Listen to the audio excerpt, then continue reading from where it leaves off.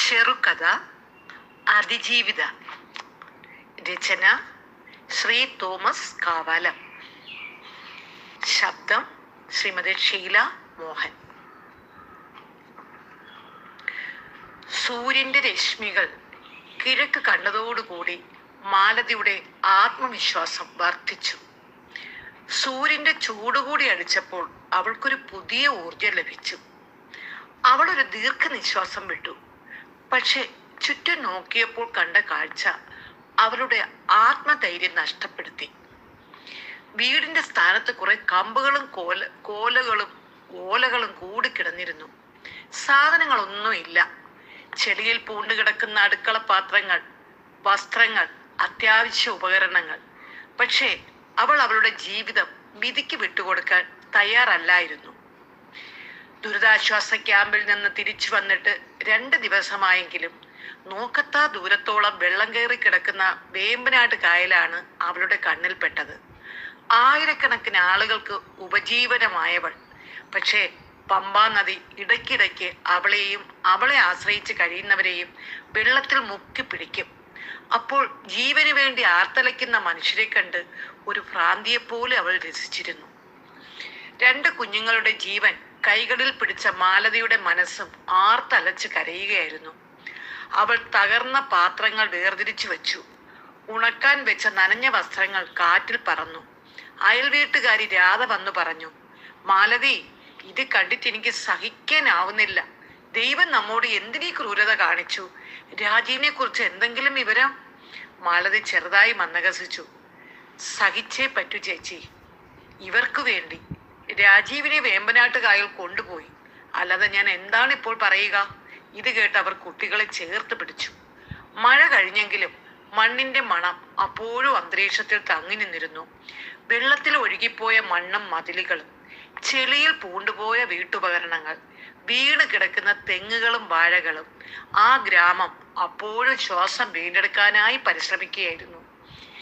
ചാണകം മെഴുകിയ ആ വീടിന്റെ മുന്നിൽ പകുതി തകർന്ന പടിക്കലിരുന്ന് ആകാശത്തേക്ക് നോക്കി തന്റെ പ്രിയതമനെയും കാത്തിരുന്ന രംഗം മാലതിയുടെ ഹൃദയത്തെ അപ്പോഴും വല്ലാതെ മതിച്ചിരുന്നു.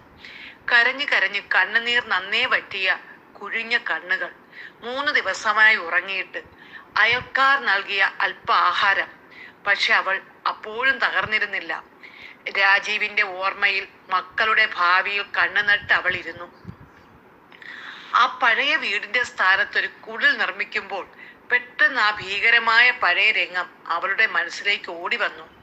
വെള്ളം വന്ന് അവളുടെ സ്വപ്നങ്ങളെ തല്ലി തകർത്ത ആ രാത്രി വീണ്ടും വീണ്ടും അവളുടെ ഓർമ്മയിൽ ഉയർന്നു. അമ്മേ, വെള്ളം കയറുന്നു. 10 വയസ്സുകാരി അനു വിളിച്ചപ്പോഴേക്കും മാലതിയുടെ കാൽക്കൽ വരെ വെള്ളം എത്തിയിരുന്നു.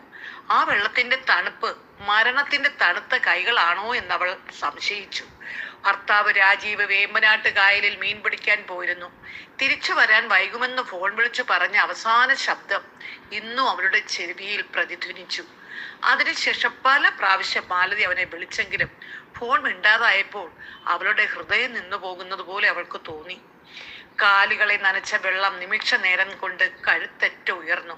മോളെ, സൂക്ഷിക്കണം, എവിടെയെങ്കിലും ഒക്കെ പിടിച്ചു നിന്നോണം. മകൾക്കൊരു മുന്നറിയിപ്പ് എന്ന പോലെ കൈക്കുഞ്ഞിനെ ഒക്കത്ത് വെച്ച് മാലതി പറഞ്ഞു. ഒരു കൈയിൽ 7 വയസ്സുകാരി മകളെയും മറുകൈയിൽ 2 വയസ്സുകാരൻ നിഖിലിനെയും പിടിച്ച് അവൾ മേൽക്കൂരയിലേക്ക് കയറി. മഴ നിർത്താതെ പെയ്തുകൊണ്ടിരുന്നു. വെള്ളം വീടിനെ വിഴുങ്ങി, കാറ്റ് വീശി, നാടിനെ ഇരുട്ട് വിഴുങ്ങി. കുഞ്ഞുങ്ങൾ ഭയചകിതരായി. ആ ഭയം അവളുടെ നെഞ്ചിൽ തളം കെട്ടി നിന്നു. അമ്മേ, അച്ഛൻ എപ്പോൾ വരും? അനുമോൾ ചോദിച്ചു. മാലതി ചിരിക്കാൻ ശ്രമിച്ചു. അല്ലെങ്കിൽ കുഞ്ഞ് ഭയത്താൽ വല്ലാതെ പകച്ചു പോകുമെന്ന് അവൾ ഭയപ്പെട്ടു. വരും, തീർച്ചയായും വരും, അവൾ പറഞ്ഞു. പ്രതീക്ഷയുടെ വാക്കുകൾ. ആ വാക്കുകൾ കുട്ടികൾക്ക് വേണ്ടിയായിരുന്നോ, അതെ അവൾക്ക് തന്നെ വേണ്ടിയായിരുന്നോ എന്ന് അവൾക്ക് പോലും അറിയില്ലായിരുന്നു. പുലർച്ചെ ചെറിയ ബോട്ടുകളും വള്ളങ്ങളും വന്നു. രക്ഷാപ്രവർത്തകർ അവരെ എടുത്തുകൊണ്ടുപോയി. ഒരു നിമിഷം മാലതി തിരിഞ്ഞ് അവളുടെ പുരയിലേക്ക് നോക്കി. ഓലമേഞ്ഞ അവളുടെ പുരയുടെ ഓലകൾ ഇളകി വെള്ളത്തിൽ പൊങ്ങിക്കിടന്നിരുന്നു. അവിടെ അവളുടെ വീടുണ്ടായിരുന്നു എന്നതിന്റെ അവസാന അടയാളമായി ആ രംഗം അവളുടെ കണ്ണിൽ നിന്നും അപ്രത്യക്ഷമായി.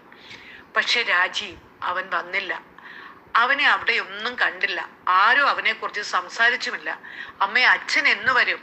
വീണ്ടും അനുമോളുടെ ചോദ്യം. ഉത്തരമില്ലാത്ത ആ ചോദ്യം അവളെ പൂർവ്വകാല സ്മരണയിൽ നിന്ന് ഉണർത്തി. അന്ന് രാത്രി കുട്ടികൾ ഉറങ്ങിക്കഴിഞ്ഞ ശേഷം അവൾ ഒറ്റയ്ക്ക് പുറത്തേക്ക് ഇറങ്ങി. അപ്പോഴും വേരിട്ടു പോകാത്ത ഒരു പേരമരം അവിടെ ഉണ്ടായിരുന്നു. അതിന്റെ വേരുകൾ ആഴത്തിലേക്ക് പോരുന്നത് കൊണ്ട് അത് അങ്ങനെ തന്നെ നിന്നിരുന്നു. കിഴക്ക് നിന്നടിച്ച ചെറിയ കാറ്റിൽ അതിന്റെ ഇലകൾ മന്ദം മന്ദം തലയാട്ടിക്കൊണ്ടിരുന്നു. അത് അവളോട് അതിന്റെ അതിജീവനത്തിന്റെ കഥ പറയുന്നത് പോലെ അവൾക്ക് തോന്നി. അതിന്റെ കമ്പിൾ പിടിച്ചുകൊണ്ട് അവളുടെ പുതിയ കുടിലേക്ക് ഒന്ന് നോക്കി ആശ്വസിച്ചു. അവൾ ആ പേരമര ചുവട്ടിൽ നിന്ന് ഒരു പിടി മണ്ണ് കയ്യിലെടുത്തു. എന്നിട്ട് ആത്മകഥം ചെയ്തു. ഇതിലാണല്ലോ ഈ മരം അതിജീവിച്ചത്. ഈ മണ്ണ് എനിക്കും ജീവിതമാകും. അവൾ അവളുടെ പുതിയ കുടിലിന്റെ മുറ്റത്തൊരു വശത്തായ ഒരു കുഴി കുഴിച്ചു. കയ്യിലെടുത്ത മണ്ണ് അതിലിട്ടു. എന്നിട്ട് ഒരു തെങ്ങിൻ തൈ അവിടെ നട്ടു. അപ്പോൾ അനുമോൾ ചോദിച്ചു, അമ്മേ, ഇതിവിടെ വളരുമോ? വളർന്ന് വലിയ തെങ്ങാകുമോ? മാലതി മകളുടെ തലയിൽ കൈവച്ചുകൊണ്ട് പറഞ്ഞു, വളരുമോളെ, നിന്നെപ്പോലെ, നിനക്കൊപ്പം, ഒരുപക്ഷെ നിന്നേക്കാൾ വേഗത്തിൽ. ഒരു ചെറിയ കാറ്റ് വീശി തൈ നിസ്സാരമായെന്ന് കുലുങ്ങി. പക്ഷെ വീണില്ല. ആ തൈയിലേക്ക് നോക്കി മന്ദഹസിച്ചുകൊണ്ട് അവൾ മനസ്സിൽ പറഞ്ഞു, അതിജീവിത, ഒരു ദുരന്തത്തിന്റെ ബാക്കി പത്രം.